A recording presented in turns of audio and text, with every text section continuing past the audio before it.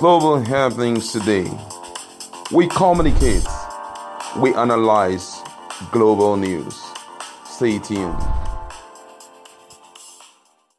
Hello guys, welcome back to our channel. We're so excited to have you again. Please, if you've not subscribed, just hit on the red subscribe button so that you can get notification anytime we publish our videos on YouTube. All right, we're looking at Biafra and what Olusegun Bambose had to say about Biafra, and it's coming in surprisingly from a man whom we least expected him to talk this way. Actually, Olusegun Bambose is a lawyer and also the national coordinator, concerned advocate for good governance, CAGG, and he had already expressed interest running for presidency come 2023. But though we can't tell the platform he's going to, be doing that.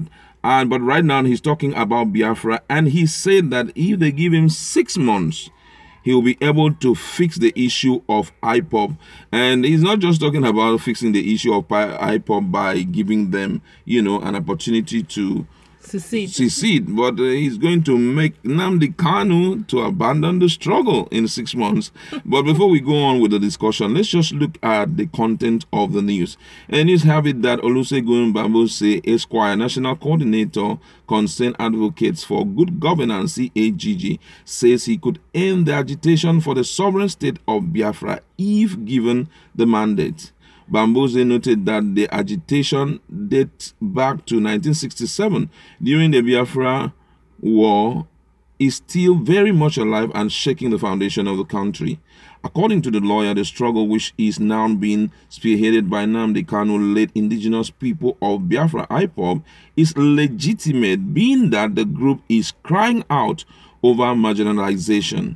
He noted that the agitation is a product of injustice, illegality, insecurity, bad governance, repression, and dictatorship, adding that it is not out of place if these anomalies are prevalent in a society.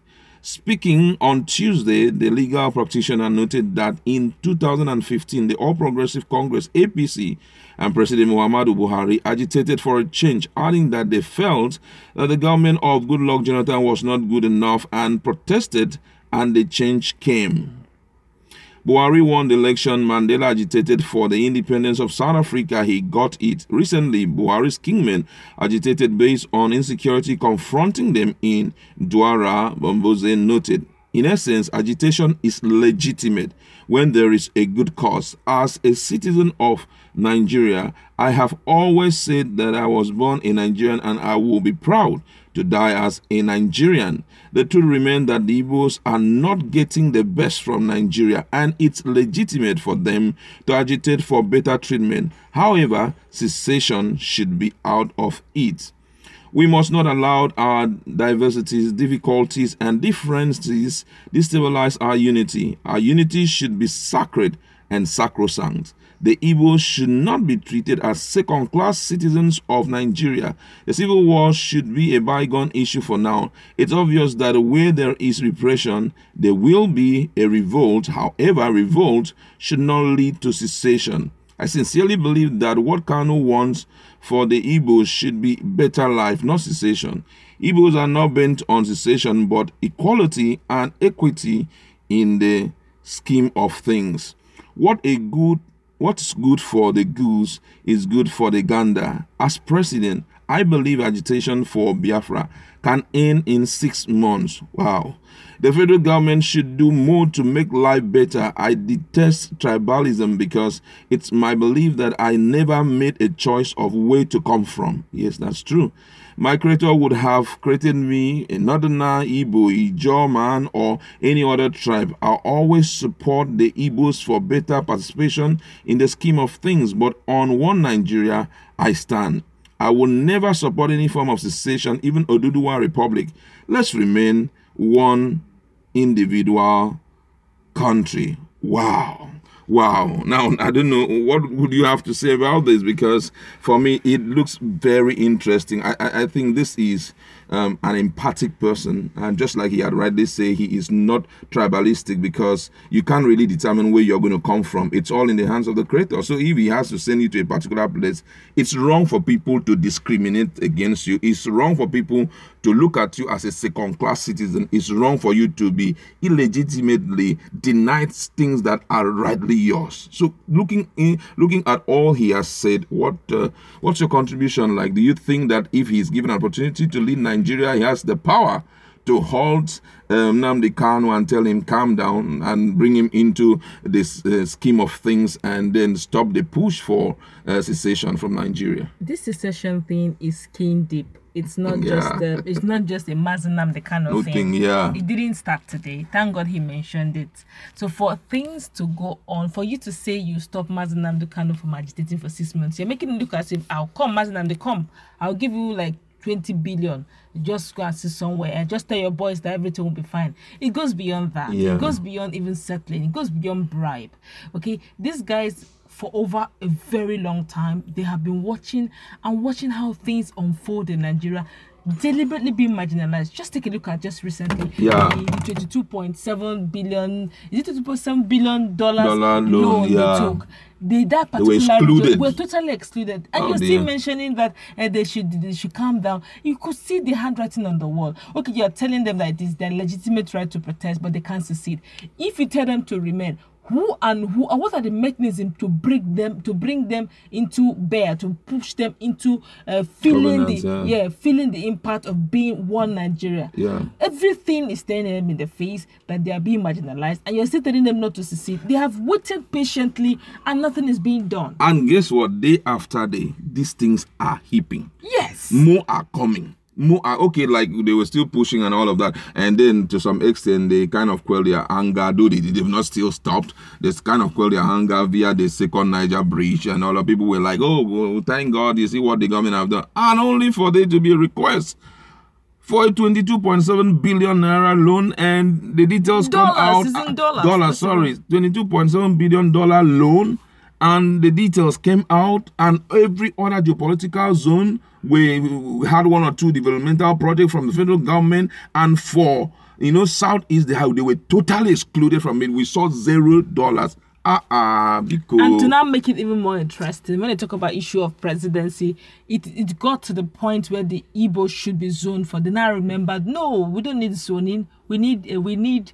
what was the word? Competence. Competence, yeah. As if they don't have competence. I do not remember that now that Nigeria needs competence. All along, for how many years now they've been doing democracy, the competence didn't come into play. It was purely zoning and ethnicity. Exactly. It now got to the point of the Indians, it became competence. Okay, let's still go through competence. Does it mean that they don't have competent hands in the same Debo? It now look as if they are begging for them to look into this. So some of these traits make them feel marginalized. They feel that, look, if you don't want us, we are not beggars in Nigeria. If you don't see us one Nigeria, you don't see us as equal citizens to equal resources. Some of these resources also come from this eastern part. Exactly, they pay the they're higher contributing. tax. Exactly. But yet you still make them look as if they are inferior citizens in Nigeria. So they are feeling, look, if you don't want us here, we can always get our own place. You can't just wake up one morning and say, in 6 months' time, we will die the agitation. That's like we are just looking at it and making a joke out of the situation, because practically speaking, it goes beyond just talking. It has to go. You have to start unseating a lot of things. Yes. You have to start uprooting a lot of things. There's a need for healing, mending. So many things you need to bring them to the round table and begin to allow them to vent their anger. Exactly. So that vengeful thing will go out of their spirit, their soul, and their body. Then don't stop there. Begin to put them in the hands of affair. Let them feel involved, and let them begin to see their region develop genuinely. Then you can begin to say Nigeria is healing, and maybe, just maybe, Biafra spirit may die. But other than that, he's actually speaking he's just looking at from political aspects, really. All right, and all of these things you are saying, it's still speculation, because I believe that right now these guys have made up their mind. I think there was a movement for revolt, to revolution. We want revolution. We want revolution. We're asking for a change and all of that. But right now, they've gone past revolution. Whatever that they are doing as revolution is just nothing to them. The most important thing is cessation. We want to secede. I don't know how it can be handled, because every day as you look through, go through social media and see their reaction. Like there was one we watched the other time, a young man who was saying that he's expecting that this year that it will be a reality and all of that. He didn't even go this year. He said by July, he wants to see Biafra. Exactly. He's not even saying this year. July. Just to show you, the level of expectancy is very high, more than 100%, you know. Yeah. So the possibility of getting this kind of thing done is almost zero, almost nil. Zero, except for divine intervention and also, like you rightly said, bringing them into their face, allowing them to vent their anger, and then seeing how we can handle it. Because at one point I was suggesting that if truly what happened in 1967, the war, was actually a no victor and a no vanquish occasion, then we have to earmark that day that those things happen, to remember what happened and see how far we can go from here. Okay. You understand? So that you can kind of let them realize on a yearly basis that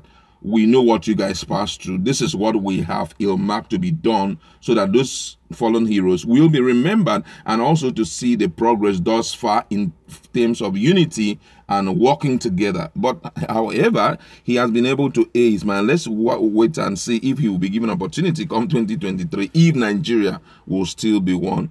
Possibly he will do all of that. That's where we're going to leave it. Go to our comment section, let us interact. What do you have to say about the statement made by these